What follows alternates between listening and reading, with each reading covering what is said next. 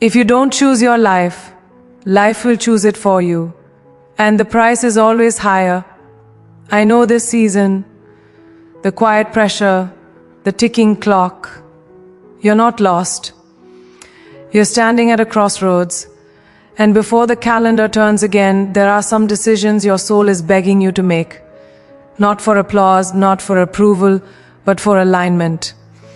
Let me walk with you, step by step, through 10 truths I learned the hard way. Before the world tells you who to be, you must decide who you are.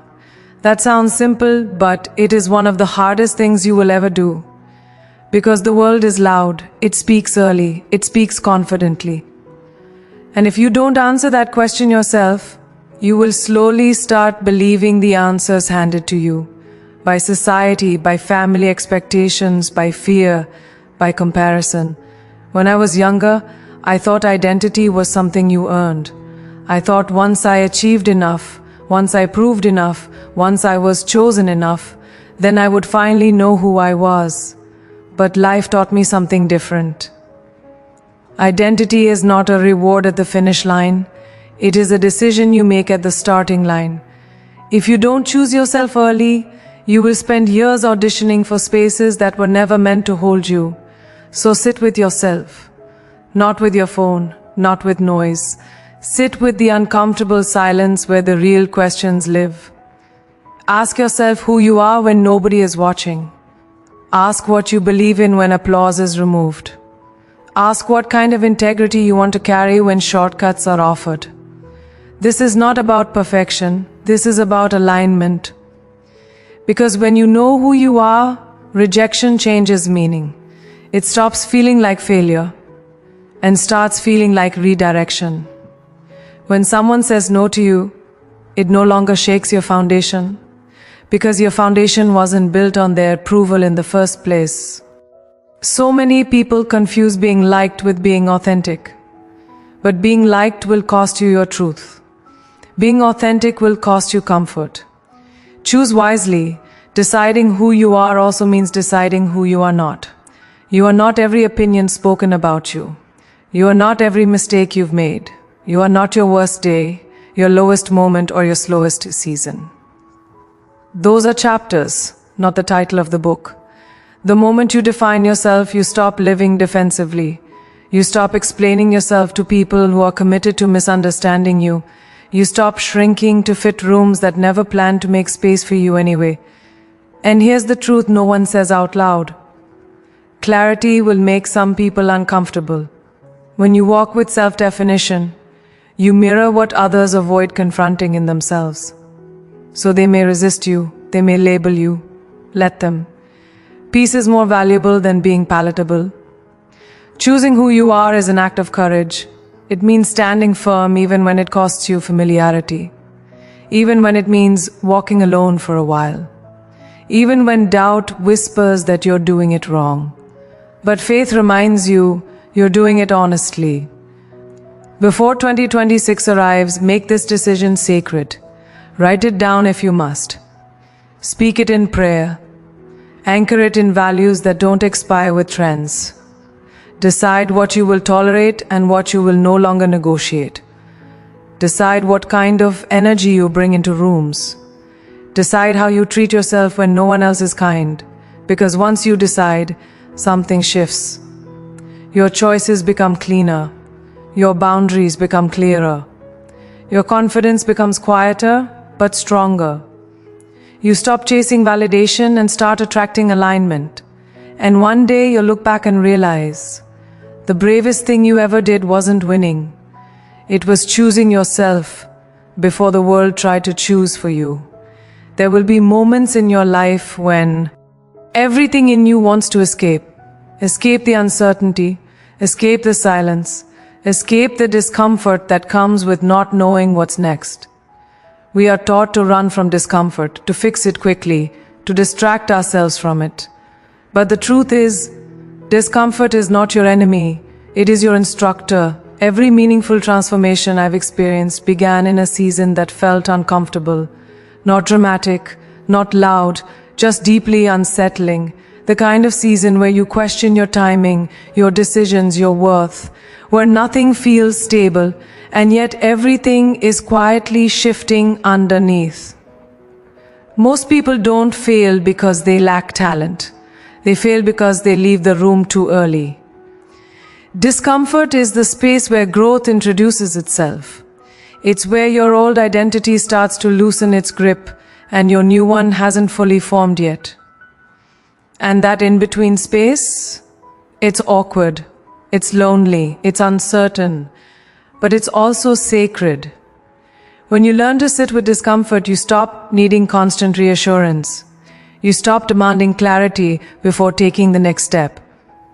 You begin to trust the process, even when the process doesn't explain itself. Think about it. Every muscle grows by resistance. Every breakthrough in life follows pressure. Why would your character be any different? So instead of asking, how do I get out of this? Ask, what is this teaching me? Instead of numbing the feeling, listen to it. Discomfort often shows you where you are being invited to grow stronger, braver, more honest. This doesn't mean you enjoy the discomfort. It means you respect it, you breathe through it, you don't abandon yourself in it. So many people quit right before clarity arrives. They change paths, relationships, dreams, not because it wasn't right, but because it got uncomfortable. But discomfort doesn't mean you're wrong. Sometimes it means you're early. Staying doesn't mean forcing something that is harming you. It means not running just because it's unfamiliar. It means trusting that becoming requires patience. And here's the beautiful part. When you stop running from discomfort, it loses its power over you. Fear shrinks. Confidence grows quietly. You become grounded, unshakable. You realize you don't need everything to feel safe to move forward. You just need faith. Before 2026, practice staying. Staying in the hard conversations. Staying in the quiet seasons. Staying with yourself when the mirror shows parts you need to work on. Because the version of you you're waiting for is being formed in the moments you're tempted to escape. Growth is not loud. It doesn't announce itself. It whispers. And only those who stay long enough get to hear it. Big dreams love discipline. Not motivation, not mood. Discipline. And the place where discipline shows itself first is not in the spotlight but in the morning. When no one is watching, when excuses are loud, and when comfort is tempting. Most people think success begins with bold moves. But it doesn't. It begins with quiet mornings. With the decisions you make before the world reaches you, before notifications, before opinions, before chaos. Your morning is a vote for the kind of life you're building. When you wake up without intention, you spend the rest of the day reacting. Reacting to people, reacting to problems, reacting to pressure. But when you claim your morning, you lead your day instead of chasing it. I learned this the hard way. There were seasons where I waited for inspiration to arrive before I showed up for my life. And inspiration is unreliable. But discipline shows up even when you don't feel like it. A grounded morning doesn't need to be perfect or complicated. It needs to be honest. It needs presence. A few minutes of stillness, a moment of gratitude, a conversation with God, a reminder of why you're doing what you're doing. When you start your day aligned, the world can't throw you off as easily. This is where faith becomes practical.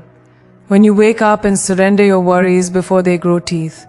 When you remind yourself that your worth is not measured by productivity, but by purpose. When you choose preparation over panic. Small intentional mornings create emotional stability. And emotional stability creates better decisions. Better decisions create better lives. People often ask, how do you stay consistent? The answer is simple but not easy. You respect your future self enough to keep promises to your present self. When you discipline your mornings, you train your mind to trust you. You tell yourself, I show up, I don't abandon myself. And that self-trust becomes unbreakable confidence. Before 2026, stop waiting for perfect conditions. Wake up earlier than your excuses. Create space for growth before the world demands performance. Because success doesn't come from doing extraordinary things once. It comes from doing ordinary things faithfully, every day. And one day you'll realize it wasn't the big moments that changed your life. It was the quiet mornings where you chose discipline over delay. There comes a moment in every life where you realize you've been negotiating with your own potential. Not because you lack ability, but because stepping fully into who you're meant to be feels risky. So you delay, you downplay, you tell yourself later, when I'm more ready, when I'm more confident, when I have permission. But the truth is, you don't grow into your potential by waiting. You grow into it by honoring it. Potential is not a suggestion, it's a responsibility. I've seen incredibly talented people stay small because small felt safe, because playing halfway protected them from judgment, from failure, from visibility. But King doesn't protect you. It slowly erodes your self-respect. Every time you say no to a calling that keeps knocking, you teach yourself to doubt your own voice. Your gifts were not given to be admired quietly. They were given to be used, stretched, tested, even misunderstood. And yes, using them means risking criticism. It means being seen before you feel ready. It means allowing yourself to be imperfect in public. But let me tell you something powerful. Confidence is not built by getting it right every time. It's built by showing up even when you're scared. Stop bargaining with your greatness. Stop lowering the volume of your dreams so others feel comfortable. You don't need to be the loudest in the room, but you do need to be honest about what you're capable of. Before 2026, take inventory of where you've been playing small, where you've been saying maybe instead of yes, where you've been waiting for someone else to believe in you before you believe in yourself. Faith requires movement, not perfection. Movement. When you step fully into your potential, something shifts internally. You stop asking for permission. You stop over-explaining. You stop apologizing for wanting more. Not more applause, but more impact, more alignment, more truth. And yes, not everyone will clap. Some people only liked you when you stayed predictable. When you outgrow that version, they may resist. That's not your signal to retreat. That's your signal that growth is happening. Your potential will demand courage before it gives you comfort. But once you honor it, life opens in ways you never imagined. Don't reach 2026 wondering what would have happened if you had tried. Step into the fullness now. Your future is already waiting for you to catch up. Growth will change you, not loudly, not suddenly, but slowly, steadily, and undeniably. And when that happens, something else changes too, your relationships. Not because you became better than anyone, but because you became more honest with yourself. Some people love you deeply, but only the version of you that doesn't challenge them. The version that stays familiar, predictable, comfortable. And when you start growing, healing, evolving, it can feel like betrayal to them. But growth is not abandonment, it's obedience to who you're becoming. Learning to let go is one of the most painful, necessary lessons in life. Not everyone who started with you is meant to finish with you. And that doesn't mean anyone failed, it simply means seasons change. Holding on to people who only celebrate your past can quietly sabotage your future. You start editing yourself, explaining your progress, apologizing for your ambition, and over time you begin to dim without even realizing it. Letting go doesn't always look like a dramatic goodbye. Sometimes it's a soft release, a shift in energy, A boundary that says, I can love you and still choose myself. This is where grace matters. You don't leave bitter, you don't leave angry, you leave grateful, thanking people for what they taught you, even if they can't walk with you any further before 2026. Ask yourself a brave question. Who am I shrinking for? Who am I staying the same for? And what is that costing me? You are allowed to outgrow spaces that no longer nourish you. You are allowed to choose peace over proximity. You are allowed to prioritize alignment over attachment. And yes, it will hurt. Because endings always do. But what hurts more is staying somewhere you've already outgrown. When you release what no longer fits, you make room for people who meet you where you are going, not where you've been. People who don't compete with your growth but celebrate it. People who don't fear your light but stand beside it. Let go with love. Move forward with purpose. Because the right connections will always honor the version of you that's becoming, not the one you've already survived. Pain will visit your life. That part is unavoidable. It arrives in many forms: loss, rejection, betrayal, disappointment, failure. And when it does, you get to choose what you turn it into. Pain can either refine you or harden you. The difference is not what happened to you, it's what you decide to do with it. I've learned that pain carries information. If you listen closely, it teaches you where you trusted too quickly, where you ignored your intuition, where you gave more than you had, where you forgot to protect your own heart. Pain is not meant to punish you, it's meant to inform you. But here's where many people get stuck. They let pain turn into bitterness. And bitterness is heavy. It weighs down your spirit. It clouds your judgment. It keeps you tied to moments you were meant to outgrow. Wisdom, on the other hand, is pain that has been processed with honesty and faith. Turning pain into wisdom requires courage. It means feeling what you feel without letting it define you. It means acknowledging the hurt without building a home in it. It means refusing to let one chapter rewrite your entire story. Before 2026, make a conscious decision to heal, not harden. Healing doesn't mean forgetting, it means learning. It means asking yourself, what did this experience teach me about myself? Not, why did this happen to me? But, how did this shape me? Every scar you carry is proof that you survived. But it can also become proof that you grew. When you choose wisdom over bitterness, something beautiful happens. You stop projecting old pain onto new people. You stop reacting from wounds and start responding from strength. You become emotionally intelligent, grounded, free. Bitterness keeps you stuck in the past. Wisdom prepares you for the future, and faith plays a role here. Faith reminds you that nothing you endured was wasted, that even the darkest moments were shaping resilience, compassion, depth, that what tried to break you was actually building layers of strength you didn't know you had. Don't rush this process. Healing is not linear. Some days you feel strong, some days you feel tender. Both are part of becoming whole. Before 2026 arrives, release the weight you were never meant to carry. Let pain teach you, not trap you. Because the strongest people are not those who never got hurt, but those who turned their hurt into wisdom and chose to keep their hearts open anyway.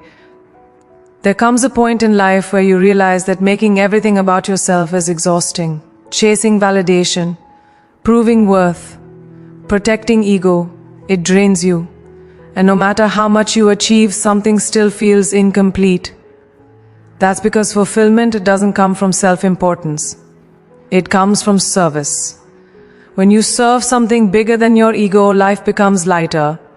I didn't always understand this. I thought success was about personal milestones, titles, recognition, applause. And while those moments feel good, they fade quickly. What stays is impact.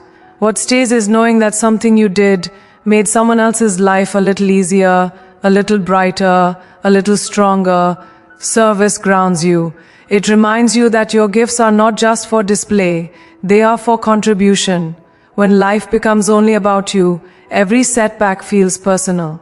Every delay feels like a failure. But when your purpose expands beyond you, challenges feel meaningful. You endure more. You rise faster. You stay humble. Serving doesn't always mean grand gestures. Sometimes it's showing up when it's inconvenient, listening without fixing, giving without expecting, leading without needing credit. Before 2026, ask yourself a deeper question. Not what can I get, but who can I help become better? Because purpose reveals itself when you stop chasing success and start creating value. Service also keeps you spiritually aligned. It strips away ego and replaces it with gratitude. It reminds you that everything you have, talent, opportunity, strength, is on loan. And when you give from that awareness, life multiplies what you pour out. Here's the quiet truth. The most powerful people are often the most generous with their time, energy, and compassion. They don't move from ego, they move from calling. When you serve, you stop comparing. You stop competing, you start contributing. And contribution builds legacy. Before 2026 arrives, anchor your ambition in service. Let your success uplift others. Let your growth create space for someone else to rise. Because when you live beyond yourself, you don't just succeed, you matter. Before the year changes, let you change. Not louder, not harder, but deeper. Trust that every step you took in faith mattered, even the ones that felt slow. Trust that what was delayed was not denied, only prepared, and trust that the light placed inside you was never meant to be hidden or borrowed from anyone else. Stand in your truth. Move with discipline. Serve with humility. And when fear whispers, let faith answer louder. Because when you walk in alignment with who you were created to be, no door meant for you stays closed, no season is wasted, and no dream placed in your heart arrives without purpose. Don't wait for the future to give you permission. The moment is now, and you are ready.